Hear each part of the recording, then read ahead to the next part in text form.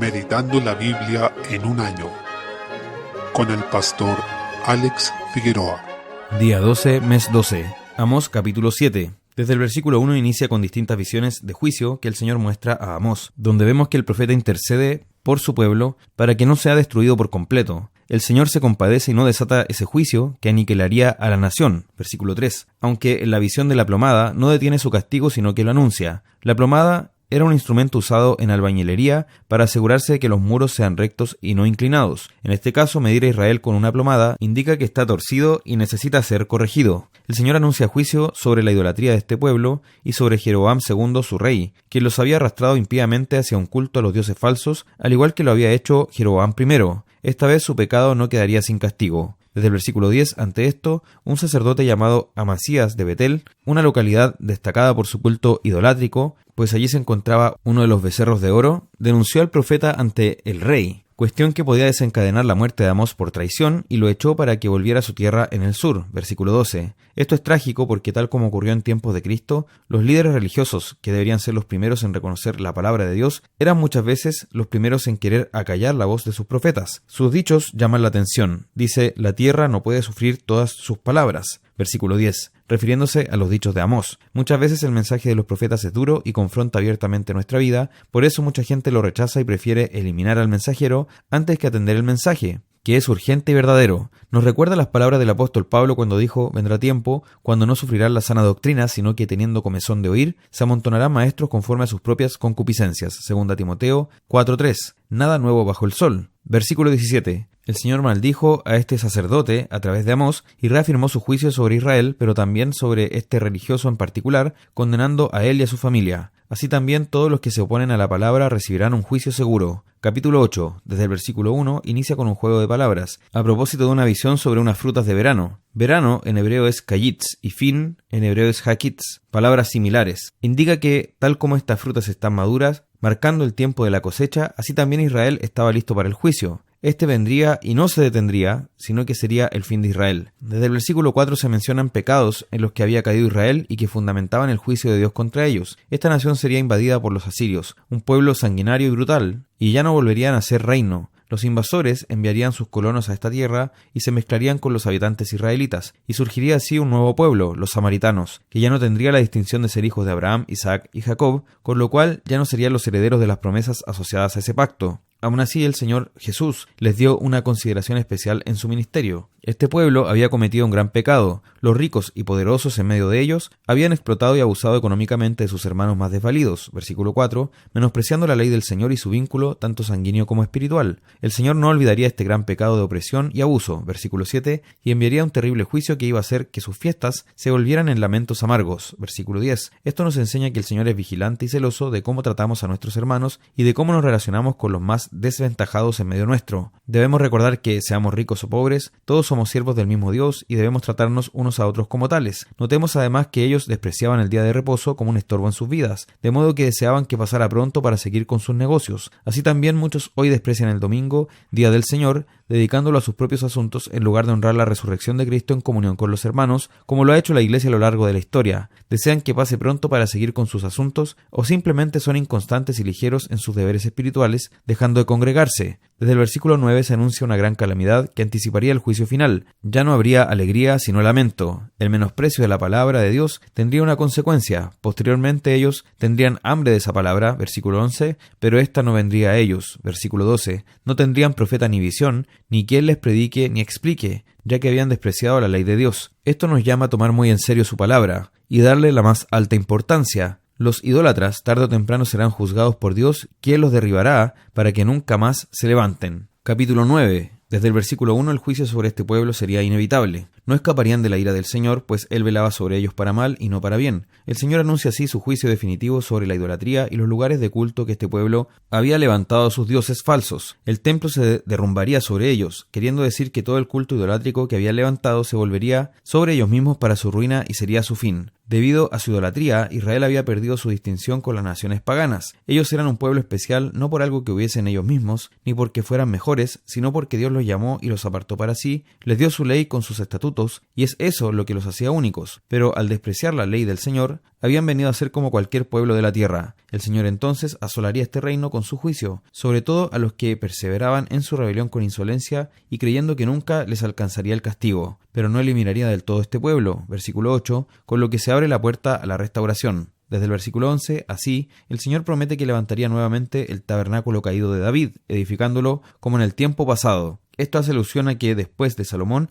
el reino de Israel se había dividido entre el norte, llamado Israel, y el sur, llamado Judá, con distintas dinastías de reyes cada uno. El Señor escogió a Judá para que los hijos de David siguieran reinando en su capital, Jerusalén. Entonces Dios promete restaurar esa dinastía caída y volver a unificar el reino. Sin embargo, estas palabras son citadas por Santiago en Hechos capítulo 15, en el concilio de Jerusalén, para referirse a que los gentiles habían sido llamados a la salvación, y con eso el Señor había levantado la casa de David que se encontraba caída, poniendo a Cristo como su hijo en el trono para siempre. Por eso Jesús es llamado Hijo de David, lo que también obedece al pacto davídico, conocido así en 2 Samuel capítulo 7. Eso nos muestra cómo el Nuevo Testamento interpreta el Antiguo y nos da su sentido más profundo. Estas promesas estaban lejos de referirse solo al bien de la nación física de Israel en la tierra de Canaán, sino que se referían a una bendición que alcanzaría a todas las naciones y que debe ser interpretada de forma espiritual. Gracias al Señor porque nos ha llamado a la salvación y con la sangre del nuevo pacto derramada por Cristo ha restaurado la casa de David,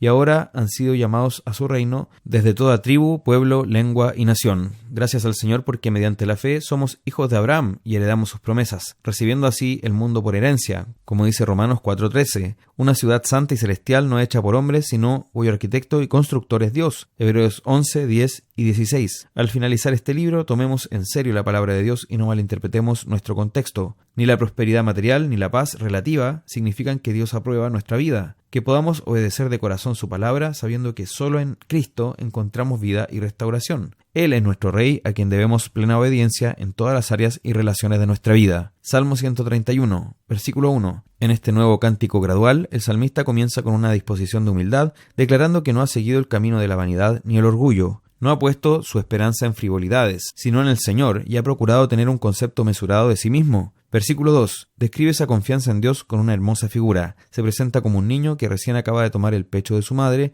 y ha quedado satisfecho. Y con esa satisfacción del niño que puede descansar, reposar, cerrar los ojos confiado y tranquilo, nosotros también podemos estar en el Señor con esa comunión que Él nos da, estar saciados, tranquilos bajo su gobierno. Versículo 3. Finaliza con una exhortación a esperar en el Señor. El fundamento para esa tranquilidad de espíritu es que tenemos paz con Dios por medio de Cristo. Dice la Escritura, Cristo, habiendo ofrecido una vez para siempre un solo sacrificio por los pecados, se ha sentado a la diestra de Dios, de ahí en adelante esperando hasta que sus enemigos sean puestos por estrado de sus pies, porque con una sola ofrenda hizo perfectos para siempre a los santificados. Hebreos 10, 12 al 14. Él es nuestra paz y su plena soberanía nos permite confiar en que ninguna de sus promesas quedará sin cumplir. Proverbios capítulo 29, versículo 23. Es paradójico que la soberbia hace que nos exaltemos, que tengamos un concepto desmesurado de nosotros mismos, pero su resultado es que caemos, es decir, no nos exalta sino que nos abate en los hechos. Por otra parte, en la humildad reconocemos nuestra baja condición, consideramos cómo realmente somos, y al hacer eso,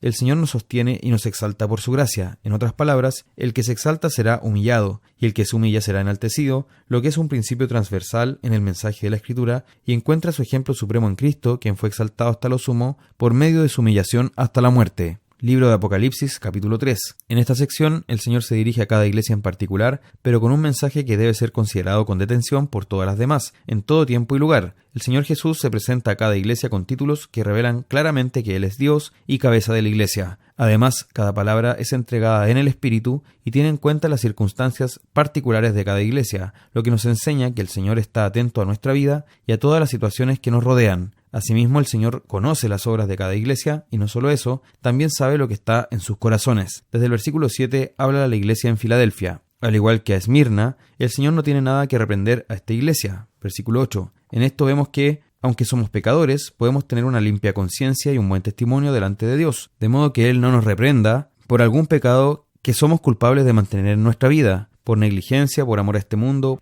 por un vicio o un error que estamos tolerando. En medio de las dificultades y la debilidad, esta iglesia había guardado la palabra del Señor y no había cedido a la tentación de negar su nombre, a diferencia de la iglesia en Sardis. Por tanto, el Señor les dejaba esta puerta abierta, que nadie podía cerrar, que era una entrada amplia y segura a su reino, y también los preservaría en medio de la hora de la prueba que vendría sobre todo el mundo. no librándolos de las aflicciones necesariamente, pero sí librándolos de la apostasía y la condenación. Versículo 10. Al igual que en Esmirna, eran los judíos los que lideraban la persecución aquí contra los cristianos, y por eso son llamados sinagoga de Satanás, siendo judíos solo en sentido aparente, pero no en el verdadero, que es espiritual, por medio de la fe en Jesús. El Señor exhorta a esta iglesia a perseverar hasta el fin, reteniendo el testimonio de la fe que han guardado. Versículo 11. La pronta venida de Jesús debía ser un estímulo para que estos hermanos permanecieran fieles, y debe serlo para nosotros también. Al que persevere, el Señor le promete una estadía eterna en el templo de Dios. Versículo 12. La Escritura dice que ya somos templo del Espíritu, pero se refiere acá a la feliz condición que disfrutaremos en la gloria, cuando estemos siempre ante la presencia del Señor. Las palabras